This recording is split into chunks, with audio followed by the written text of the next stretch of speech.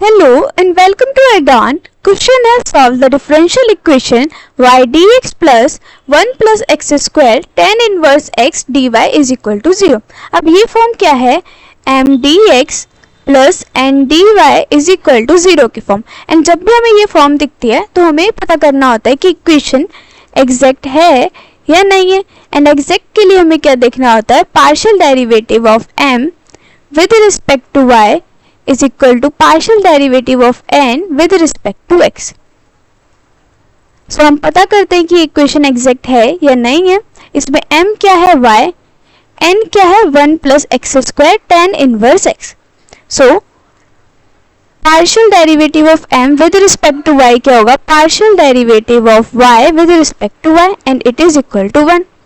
Now partial derivative of n with respect to x में हमारे पास क्या है? Partial derivative of 1 plus x square tan inverse x।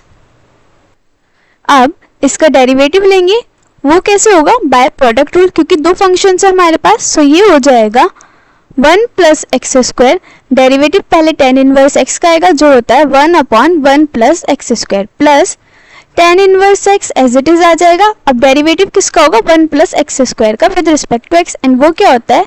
2x। ये cancel हो गया, हमारे पास क्या बचा? 1 plus 2x tan inverse x। Hence ये इसके इक्वल नहीं है तो ये एग्जैक्ट भी नहीं है। Not an exact differential equation. अब हमारे पास दो ऑप्शन है, इधर हम इसे किसी दूसरे मेथड से सॉल्व करें या फिर इसे एग्जैक्ट डिफरेंशियल इक्वेशन बनाएं और तब सॉल्व करें। अब एग्जैक्ट डिफरेंशियल इक्वेशन बनाने में इट विल बी लेंथी और कॉम्प्लेक्स हो सकता है, सो हम इसे दूसरे मेथड से सॉल्व करेंगे क्योंकि ये हो पाएगा किसी दूसरे मेथड से। Look over the question. क्या है? y dx plus 1 plus x square tan inverse x dy is equal to 0।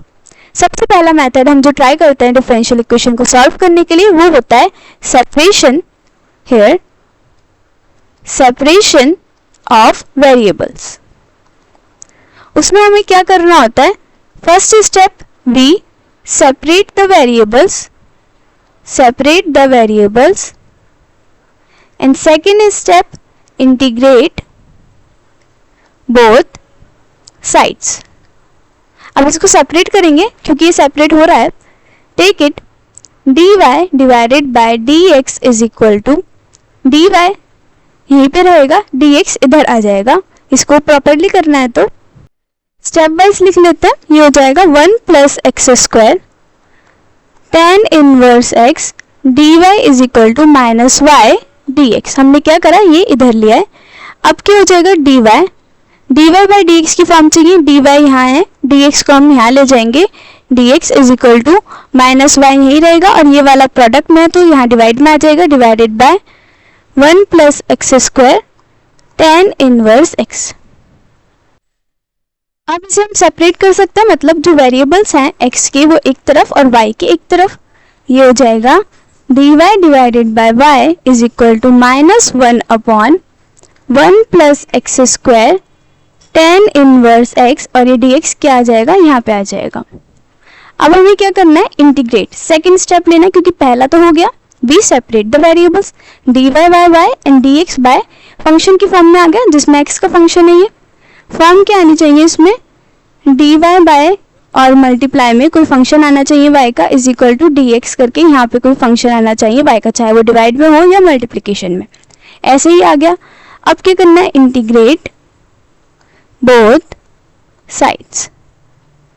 ये हो जाएगा integration dy by y is equal to minus क्या ले लेंगे बाहर? Integration of 1/1 plus x square tan inverse x dx। अब 1/y dy का integration हमें पता है क्या होता है? log y is equal to minus में integration 1/1 plus x square tan inverse x dx। अब इसको सॉल्व करने के लिए हमें क्या यूज करना पड़ेगा? सब्स्टिट्यूशन। Here use substitution. वो हमने कैसे आइडेंटिफाई करा?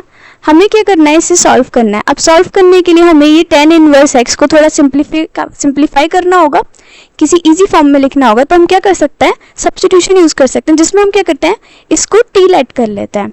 We let tan inverse x is equal to t and हमने ऑब्जर्व किया कि ये क्या आ रहा है 1/1 प्लस एक्स स्क्वायर, और ये क्या होता है, डेरिवेटिव होता है tan इनवर्स x का। So differentiate with respect to t, ये क्या हो जाएगा, सॉरी x, ये हो जाएगा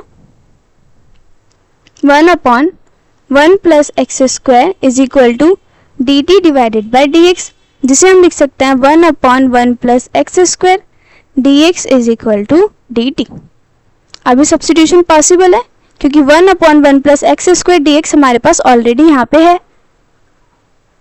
सो ये क्या हो जाएगा, log y is equal to minus में integration dx upon 1 plus x square के प्लेस पे क्या आ रहा है, dt। So it is dt divided by tan inverse x को हमने क्या लेट करा था, t। अब ये सॉल्व हो जाएगा easily. log y is equal to minus integration 1 upon t dt क्या होता है, log t plus log c।